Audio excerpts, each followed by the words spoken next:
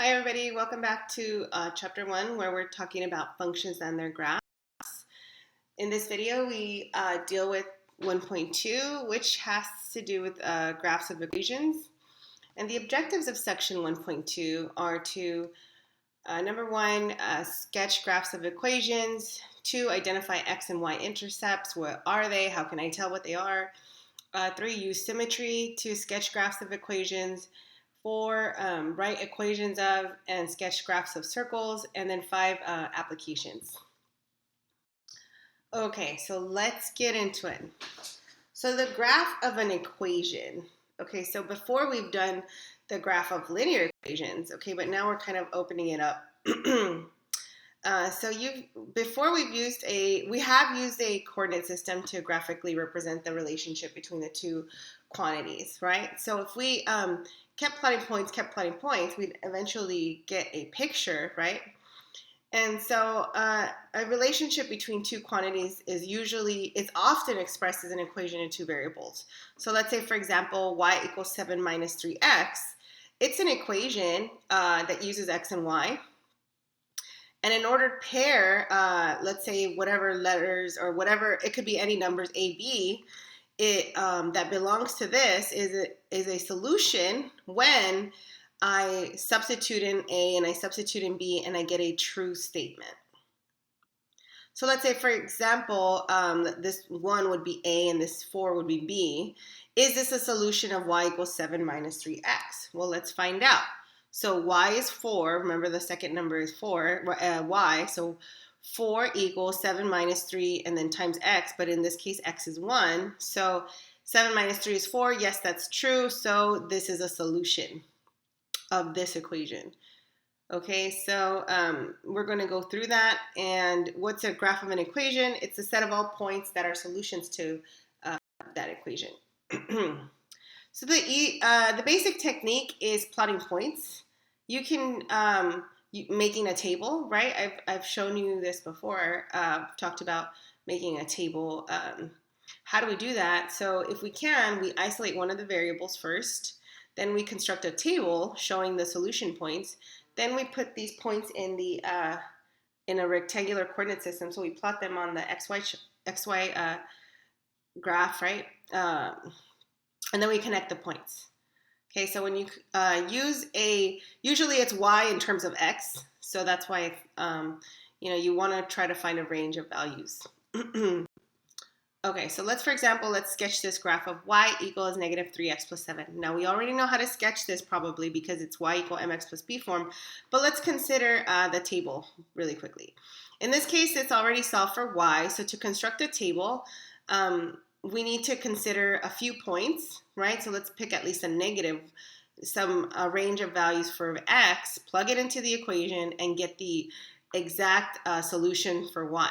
Okay, so when x is negative 1, if I was to plug this in, negative 3 times negative 1 is 3 plus 7, which is equal to 10. So then y is 10 for that negative 1. So let's say I was continuing to do that. I plug in 0, I get 7. If I plug in 1, I get 4, and da-da-da. You can check this if you want. Push pause and check it. And I get the following points. So xy is xy in this form. Negative 1, 10, 0, 7, 1, 4, 2, 1, 3, negative 2, and 4, negative 5. Those are all solution points, or these are all points of the equation. So if I plot them, you see, so then that's where my graph starts coming out. I plot the points, and then I can kind of see. This should have a little arrow on this, and so should this. Okay, so this is the line y equal negative 3x plus 7. All right, so let's get into intercepts of a graph. So intercepts of a graph. So a lot of times you can determine the solutions. It's really easy if you plug in 0 for one variable and you solve for the other. That's an easy way to get intercepts. Why are they called intercepts? Because those are points where the graph touches or crosses the x or y axis. So it intercepts that axis, okay? So see here, for example, let's go through some super fun pictures here. So it's possible for a graph to have no intercepts, one intercept, or several intercepts, okay? So let's see here. This one has This here is like a parabola. There's no x-intercepts and it has one y-intercept, right? Because it crosses the y-axis only once. This here has 1, 2, 3 x-intercepts, right? This looks like x cubed. And it has one y-intercept, okay? Here at 0, 0. This funky looking boomerang graph has how many intercepts for the x-axis? It has one intercept for the x, and how many intercepts does it have for the y? It has 2, of course, right? Now this circle suspended in air doesn't cross the x-axis or the y-axis, so we would say it has no intercepts. So an x-intercept, notice this, okay? What is the value of y for any point that crosses the x-axis? What's the value of y on this line? So if you said 0, you're correct, okay?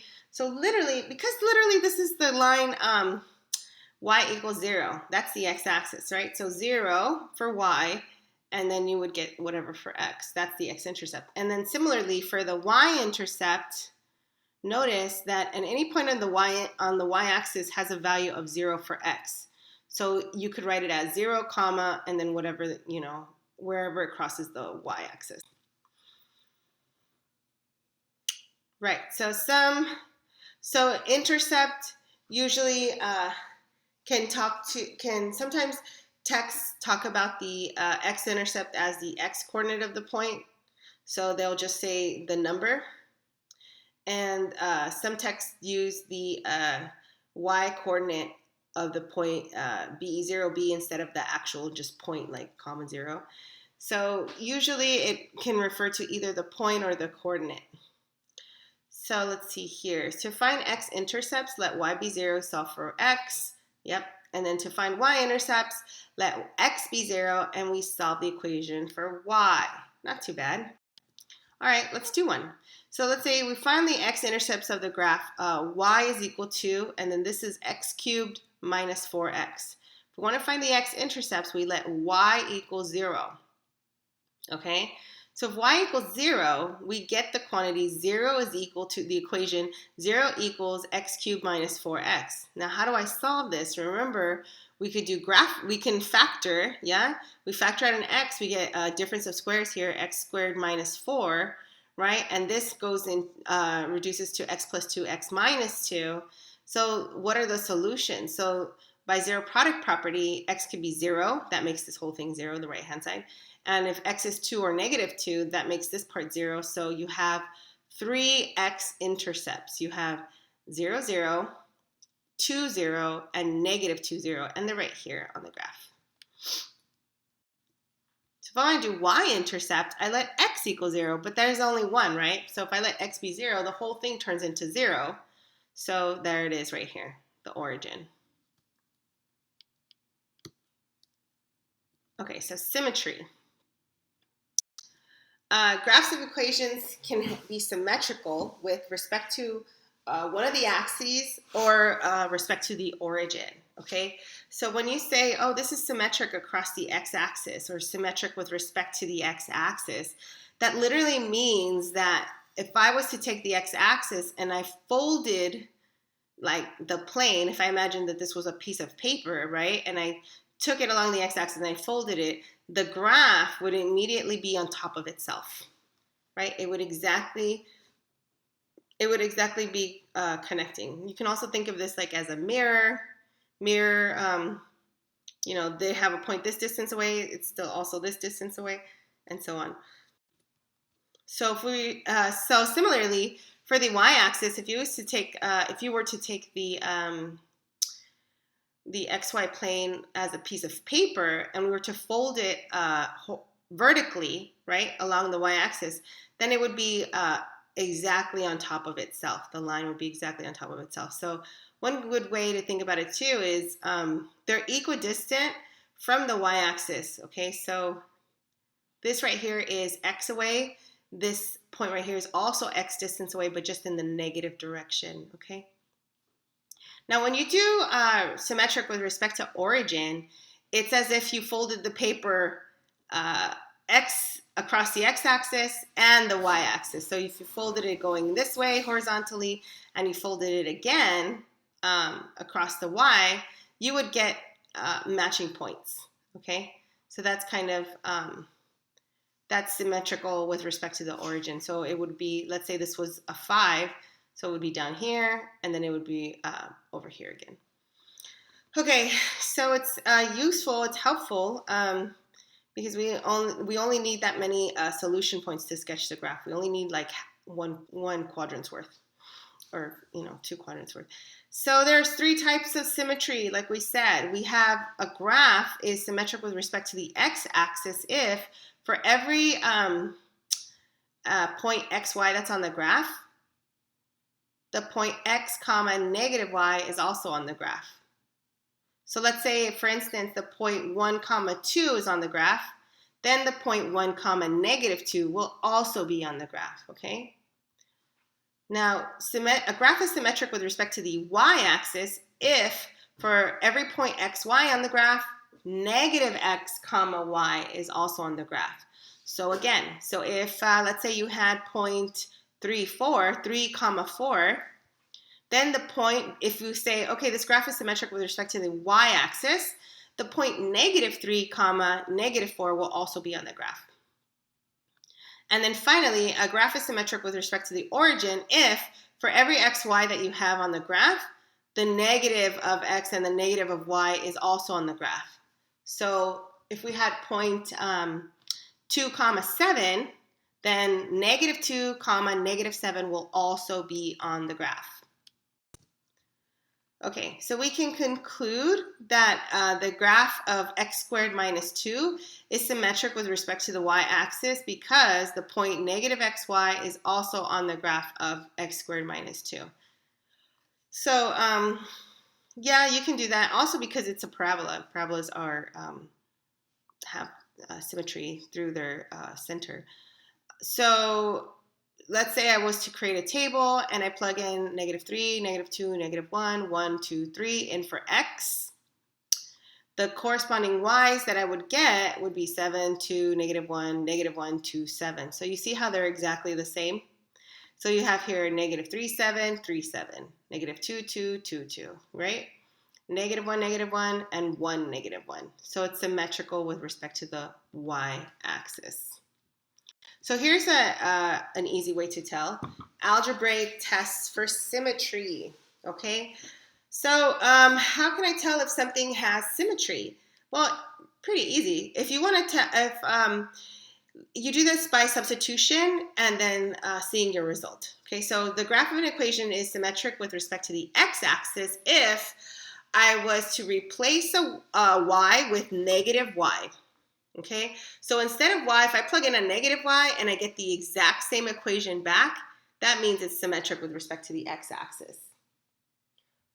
So secondly, a graph is symmetric with respect to the y-axis if instead of I plug in a negative x for x and I get the same exact equation back. So then finally, you can say that a graph is symmetric with respect to the origin if I replace both x and y with negative x and negative y, and I get the same answer back. The same graph that the same equation that I began with.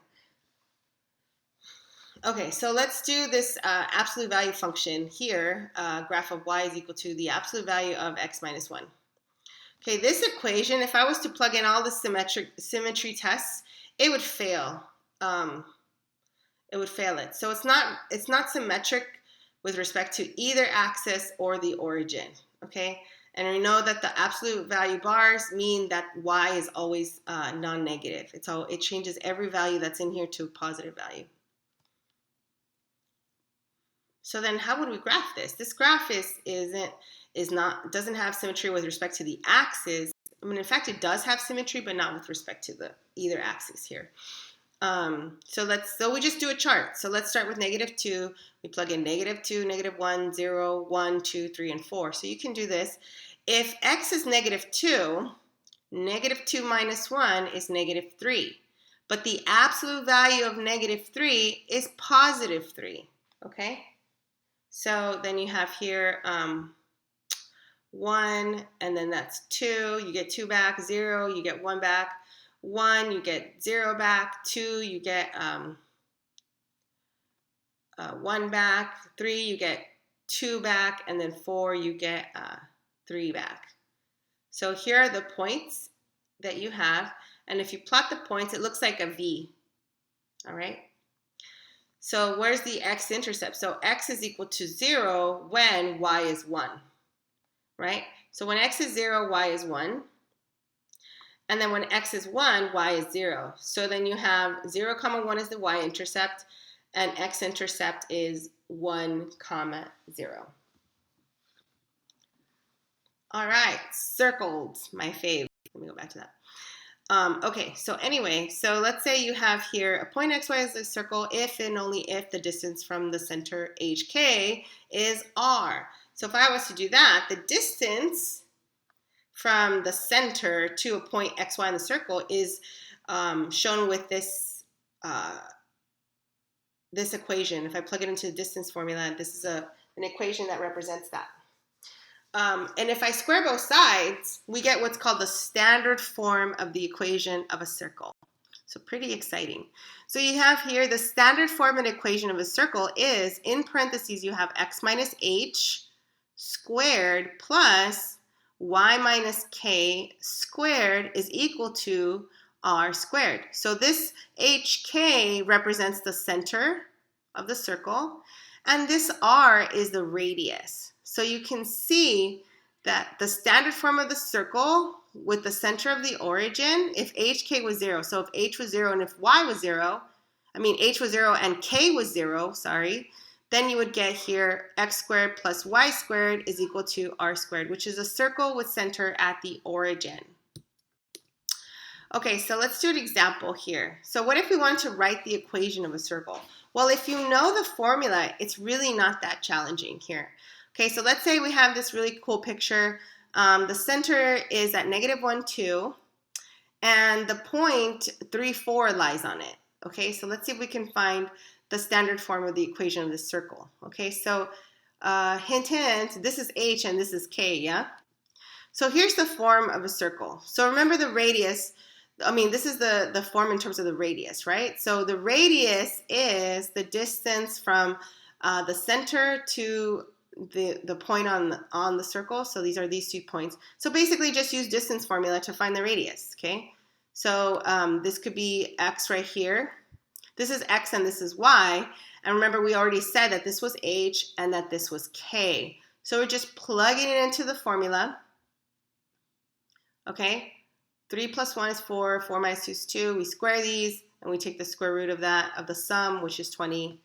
Okay, so now that I have this, I can leave it in this square root because I'm going to square it anyway. So now I can just plug in. This is the general equation of a circle. Here's my h, here's my k, and here's my r. X and y stay x and y. So when I plug this in, minus a -1 becomes +1. Keep the squared out. Okay, y minus 2 squared, that stays the same. That was not too bad. When you plug in for r square root of 20, square root of 20 squared is going to cancel out the square root, and you get 20. So this is your standard form. This is the equation of a circle in standard form. Okay, super fun homework for section 1.2 is exercises 1 through 61, every other odd.